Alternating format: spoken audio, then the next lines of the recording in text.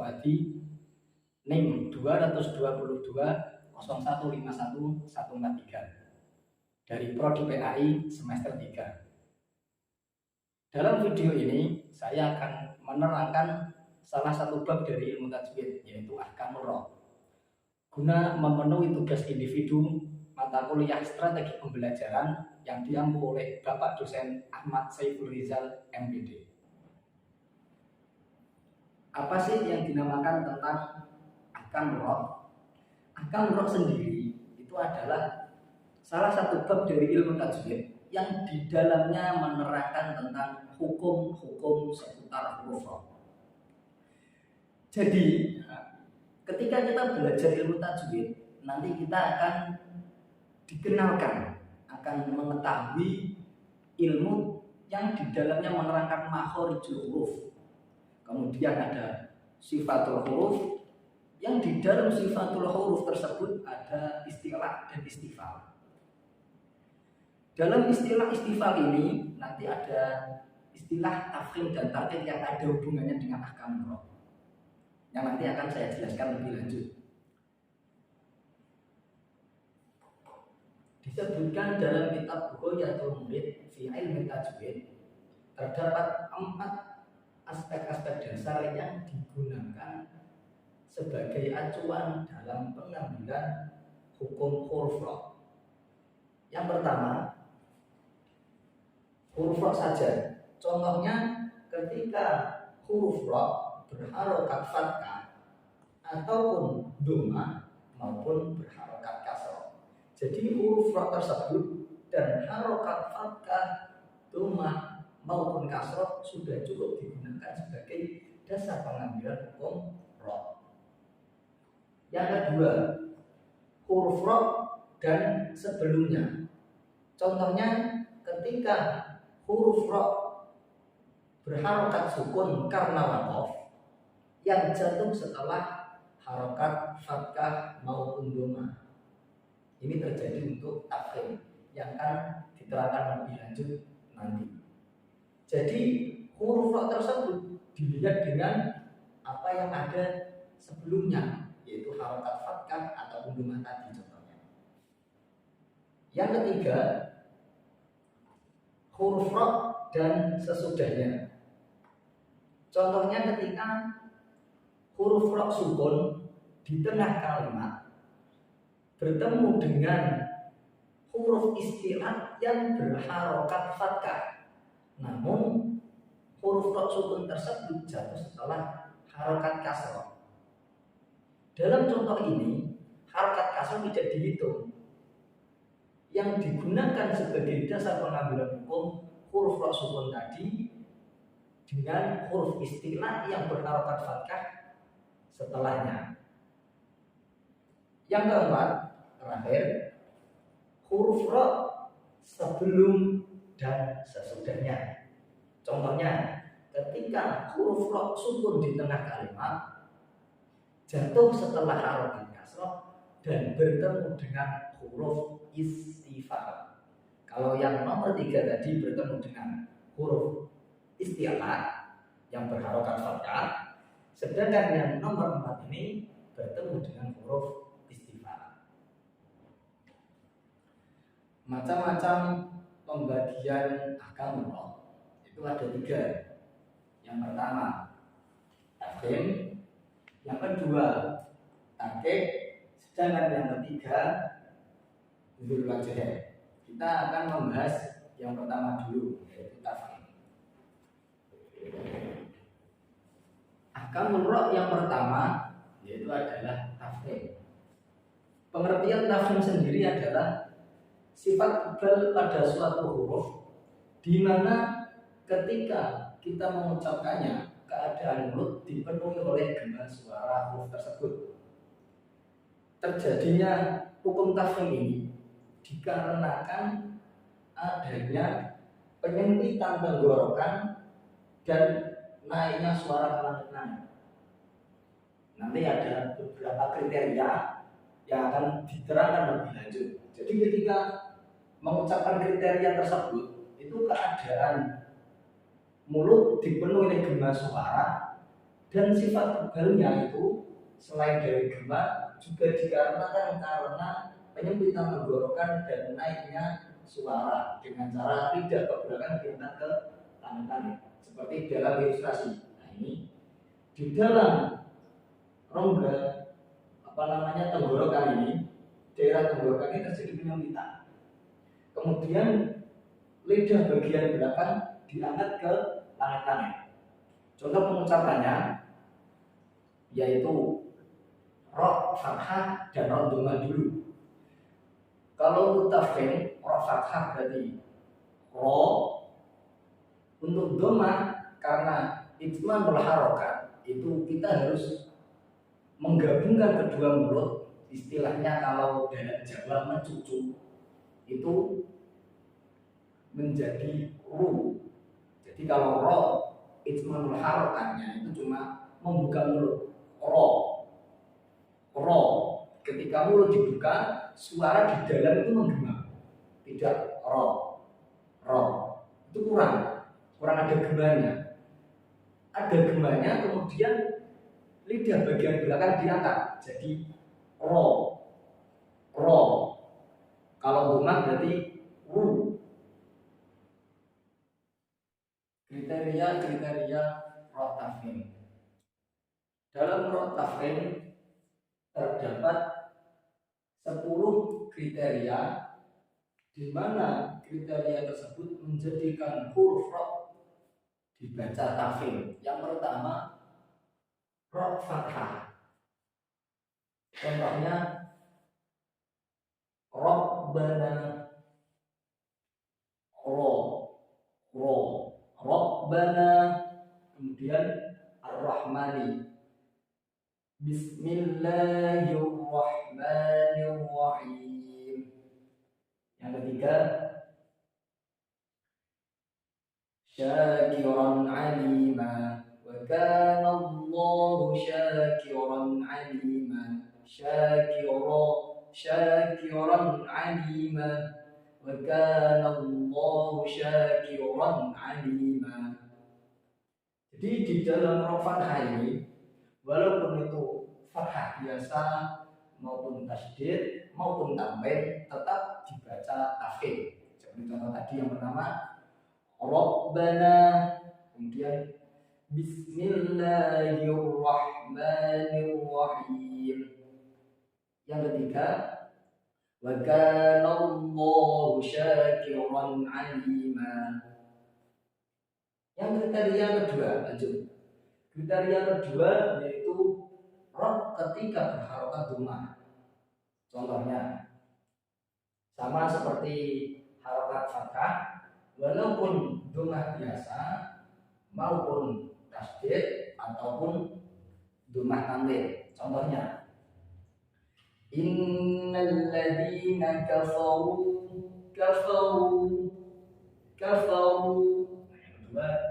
Wa idza marru.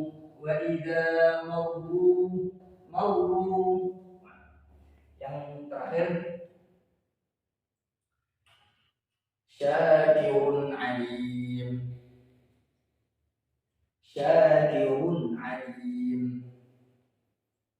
Contoh lanjut yang ketiga yaitu ketika ro sukun di tengah ataupun di akhir kalimat yang jatuh setelah harokat fathah. Jadi ada ro sukun di tengah ataupun di akhir kalimat jatuh setelah harokat fathah. Contohnya Maryam dan lafaz la yasho. Contohnya ini.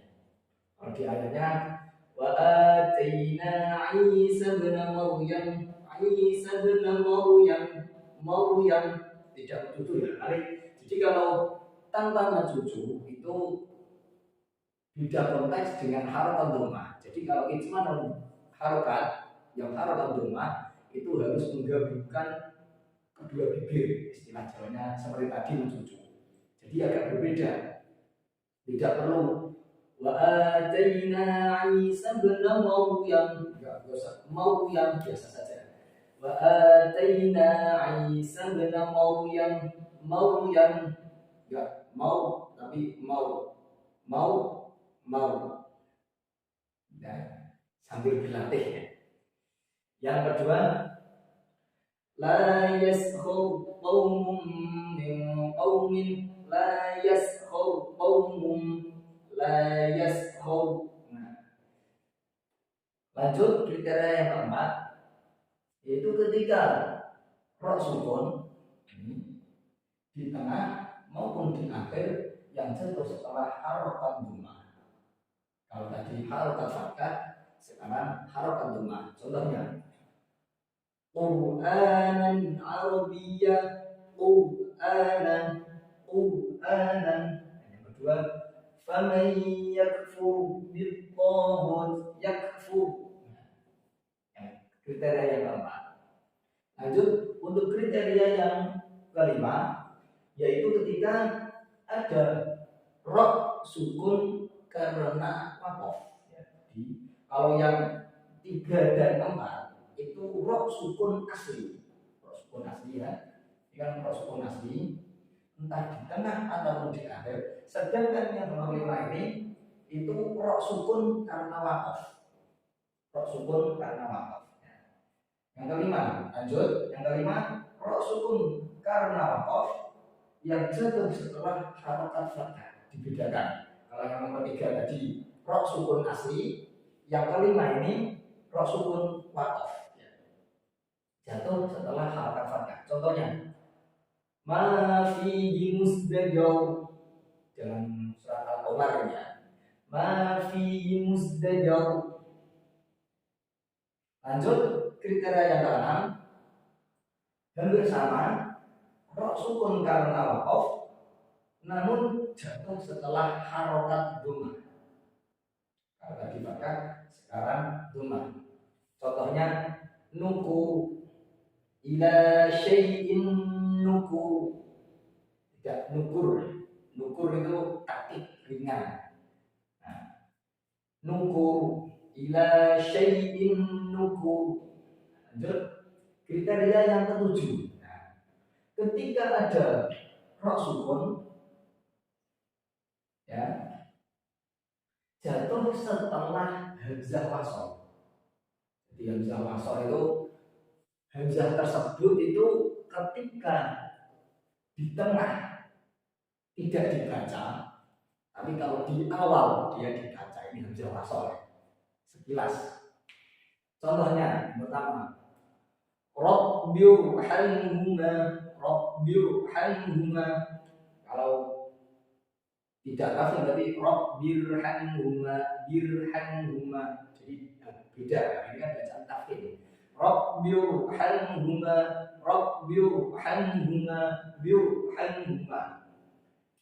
Contoh yang kedua, innal ladzina nautaddu. Yang ketiga, irji'i.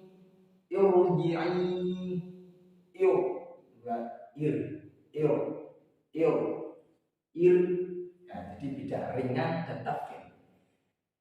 Irji'i. Lanjut kriteria yang ke-8. Ketika ada ro sukun asli di tengah kalimat jatuh setelah harokat kasroh namun bertemu dengan huruf istilah berharokat fathah. Jadi huruf istilah ini saya tulis dulu.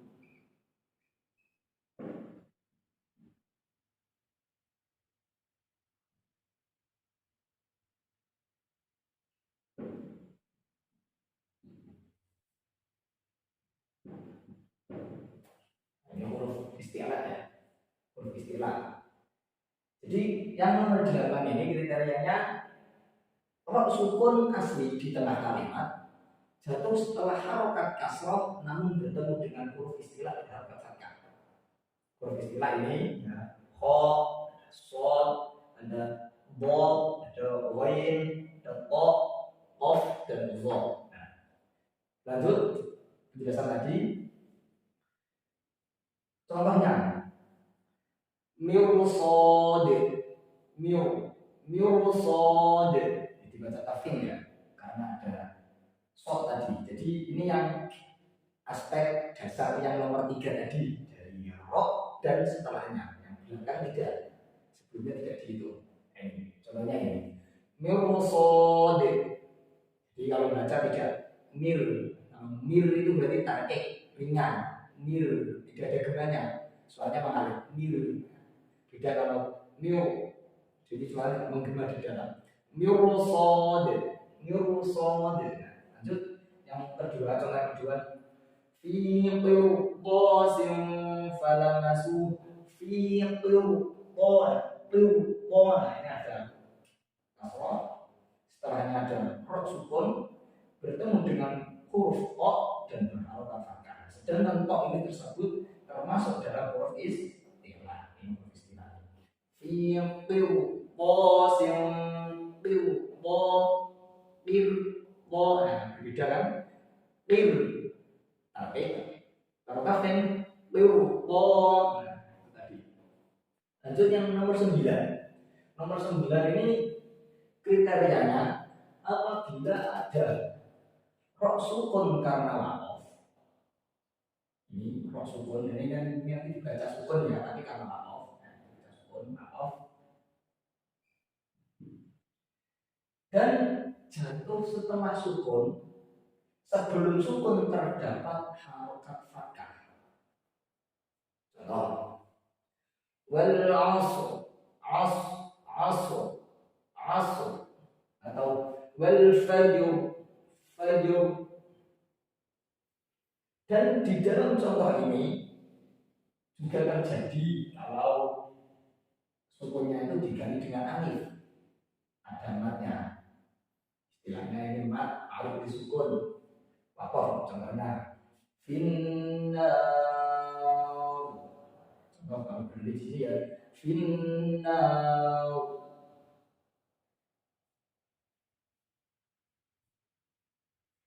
Lanjut kriteria yang ke-10.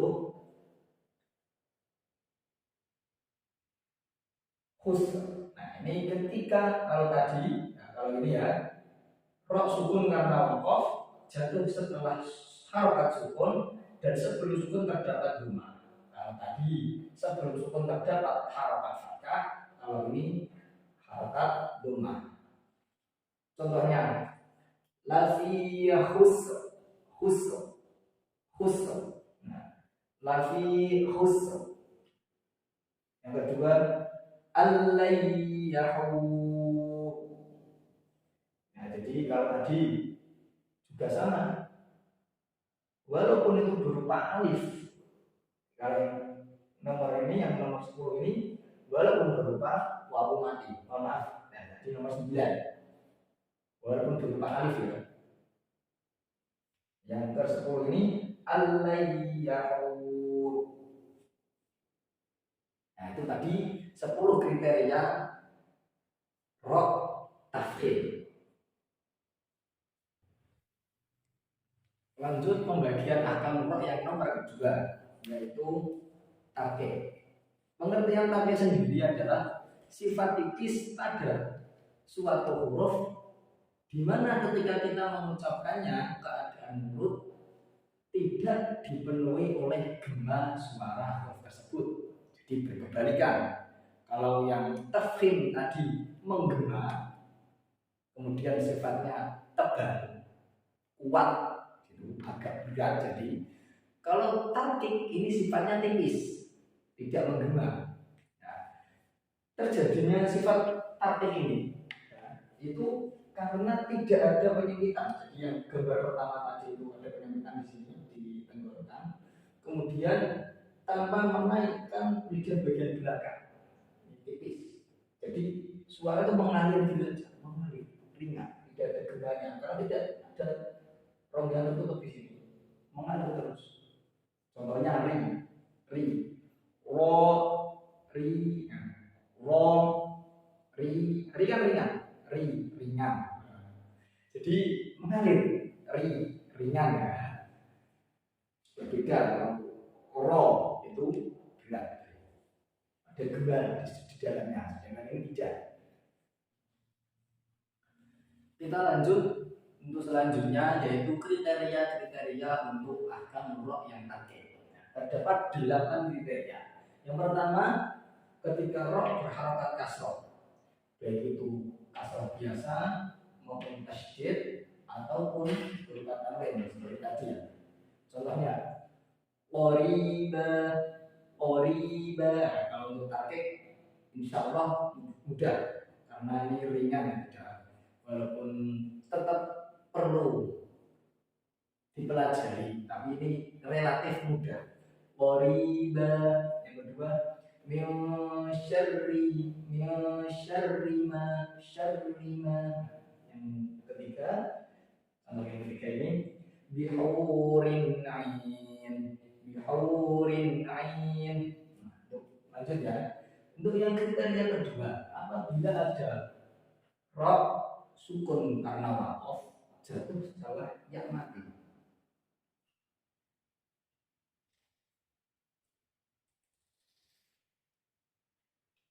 Nah ini khair. Contohnya huwa khair.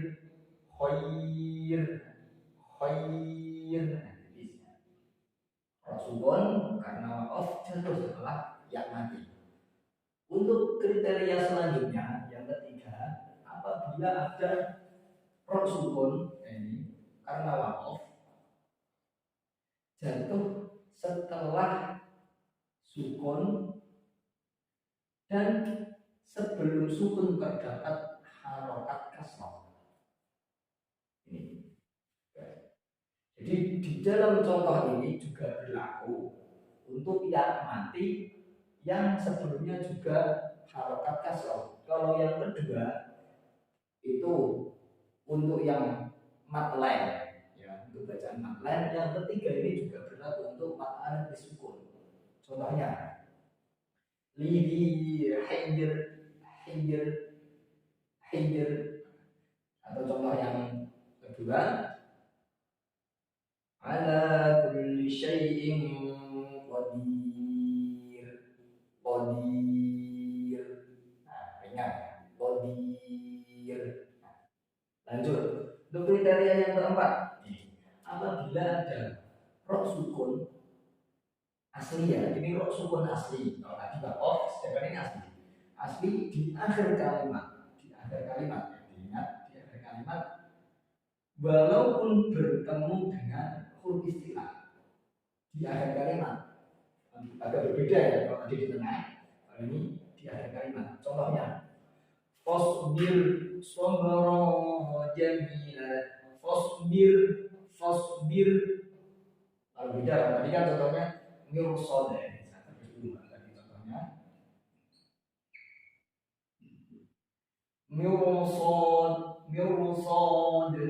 mirsad. Ini karena satu kalimat. Jadi roh sukunnya di tengah. Berbeda kalau ini roh sukunnya di akhir kalimat. Jadi dibaca tertib. Fasbir sabra. Nah, sudah ya. Lanjut kriteria yang kelima, apabila ada roh sukun, ya, sukun asli ini di akhir kalimat setelahnya bertemu huruf istifham. Jadi untuk yang nomor 4 dan 5 ini, roh sukun di akhir kalimat bebas, walaupun bertemu istilah ataupun istifham bebas. Nah, kalau ini contohnya Rabbighfirli. Nah, lanjut untuk kriteria yang nomor 6. Ini ada roh sukun asli di tengah kalimat, namun bertemu dengan huruf istifham. Berbedanya di sini. Perbedaan antara tarkik dan tafkhim itu di sini. Kalau bertemu dengan huruf istifham, ya, dibaca tarkik. Sedangkan kalau bertemu huruf istilah dan berharokat fathah itu dibaca tafkhim. Berbeda. Kalau di tengah bertemu huruf istifham itu dibaca tarkik. Contohnya Fir'aun min qaumi Fir'aun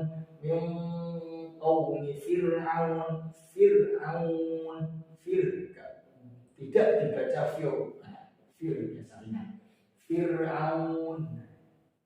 Lanjut kriteria yang nomor 7.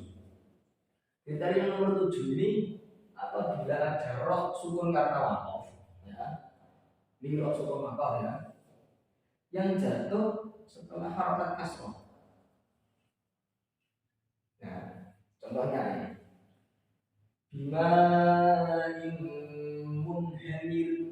munhamir, ingat munhamir tidak munhamir. Nah itu nanti tafsir munhamir mir, ya biasa mir. Yang nomor 8 ini saya ambil dari kitab Ghoyatul Murid ini ya. Roh imalah tapi hanya untuk satu. Untuk Imam Asim itu hanya satu, yaitu di lafaz majreha. Ini susah. Majreha, Bismillahi majreha, majreha. Ringan. Nah itu tadi kriteria roh takdir. Pembagian ahkam roh yang terakhir yaitu dzul wajhain. Untuk pengertiannya sendiri, dzul wajhain itu berarti kita boleh membacanya dengan cara tarkik ataupun dengan cara takhim. Namun cara membaca tersebut tetap kita bagi. Dalam referensi yang kita pakai dalam kitab Al-Fawaid itu terdapat cara membaca yang lebih utama. Jadi kan dibagi menjadi dua, ada yang tafkhim, ada yang tarkik. Jadi walaupun boleh keduanya, tapi ada yang lebih utama. Gitu. Kita lanjut. Untuk pembacaan, jadi untuk contoh-contoh dzul wajhain itu ada 5. 5 kriteria, dan dalam 5 kriteria ini dibagi menjadi 2. Sisi kanan ini lebih diutamakan dengan cara dibaca tarkik, sedangkan yang bagian kiri lebih utama dibaca takhim. Ya. Kita bahas yang lebih utama bagian tarkik dulu. Untuk ini dibaca tarkik ya, alasannya karena ada roh sukun karena wakof, sebelumnya ada harokat sukun, dan sebelumnya lagi ada harokat kasroh. Ya ini. Jadi dibaca ainal baybar. Nah, sedangkan kenapa ini kok diperbolehkan dibaca takhim? Ya, permasalahannya di sini. Sukun sebelumnya itu berupa huruf isti'la. Ya. Jadi boleh dibaca ainal qibr, dan qibr. Nah, takhim dan tarkik. Agak berbeda dengan yang dibaca takhim, lebih utama dibaca takhim. Nah, perbedaannya di sini, harokat aslinya kasrah dan fathah. Kalau yang takhim myusuk, alasannya sama. Roh sukun sebelumnya ada harokat sukun, ini roh sukun karena apa ya? Maaf. Sebelumnya ada harokat sukun dan sebelumnya lagi ada harokat kasrah. Sama-sama roh sukun tersebut didahului harokat sukun dari huruf isti'la. Ya, tapi ini lebih afdol, lebih utama dibaca takhim. Untuk kriteria yang selanjutnya, kullu firqin. Ini ya, ini perlu diingat. Kelima ini itu ketika dibaca wakof. Ya, nanti saya jelaskan. Kita lihat ya. Yang lanjut ini fokus kullu firqin. Ini di sini ada roh sukun di tengah kalimat, ya, jatuh setelah harokat kasroh, namun bertemu huruf istilah. Ini huruf istilah.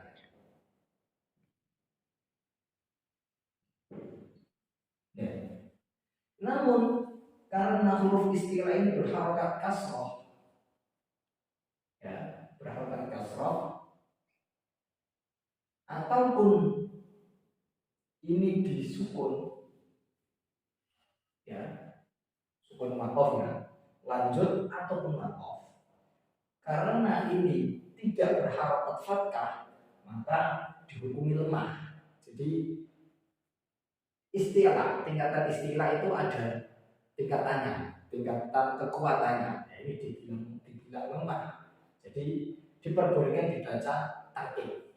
Contoh membaca berarti kullu firlin. Nah, kalau lanjut, kalau dua kok firqo. Nah, ini tadi. Lanjut yang selanjutnya. Ini karena ini yang ini untuk lebih afdol yang tafkhim. Idza yas boleh yasr ataupun yas atau yas. Nah, ada idza yasri, an asri, dan fa asri. Ini ketiganya itu kenapa diperbolehkan dibaca pakai, karena aslinya ini ada yaknya, tapi sudah dibuang, ada yaknya ini di sini, tapi dihapus, dibuang. Nah, alasannya dibaca tafkhim itu karena ada rok sukun makof, sebelumnya ada sukun asli, sebelumnya lagi ada harokat fathah. Lebih utama dibaca tafkhim. Jadi lebih utama dibaca idza yas, mas makof, ya, dan an as atau fa as, ya, fa as. Tidak perlu terlalu mencucu, jadi perlu diingat. Yang terakhir ini sama, hampir sama dengan tas, cuma kalau ini wanudu ini alasan diperbolehkan dibaca tafkhim itu karena ada rok sukun makof jatuh setelah harokat lumah, dan diperbolehkan tarkib itu karena ada ya jatuh yang dibuang, ada yaknya yang dibuang. Jadi lebih afdol dibaca tafkhim, lebih utama dibaca tafkhim. Contohnya wanudu, nah ini kalau makof, ya, wanudu, nah, boleh dibaca tafkhim wanudu zur kalau tafkhim wanudu. Nah, untuk yang ini ainal qitori yusro atau yasri asri fa asri, ini ketika makof. Kalau ketika wasom, ini yusro, nah, karena ini harokat fathah, berarti dia harus dibaca tafkhim. Ingat, ini ketika wasom. Min yusrolim ro'atihi, contohnya itu misrolim, nah, tidak boleh misralim, itu tidak boleh. Tafkhim misrolim ro'atihi. Lalu ini kalau dilanjut, ya, contoh yang fa'asri, ya. Kalau dilanjut berarti itu tarkib. Contoh fa'asri bi ibadi, kan karena makanya kesel. Kita ingat tadi yang paling awal tadi, aspek-aspek pengambilan hukum. Kalau dilihat dari roknya sudah cukup, ya udah dari roknya dulu. Nah, ini rok fathah atau rok kasroh, itu tadi. Dan ini penjelasan sekilas dari ahkam rok. Apabila ada salah atau kurangnya, saya mohon maaf. Ataupun ada perbedaan bacaan atau perbedaan pemahaman, atau mungkin ada yang berbeda pendapat, ya kita tahu karena ulama-ulama itu juga banyak kitab dan banyak referensi, ya saya juga mohon maaf kalau ada kekurangannya. Cukup sekian dari saya. Wabillahi taufiq wal hidayah. Assalamualaikum warahmatullahi wabarakatuh.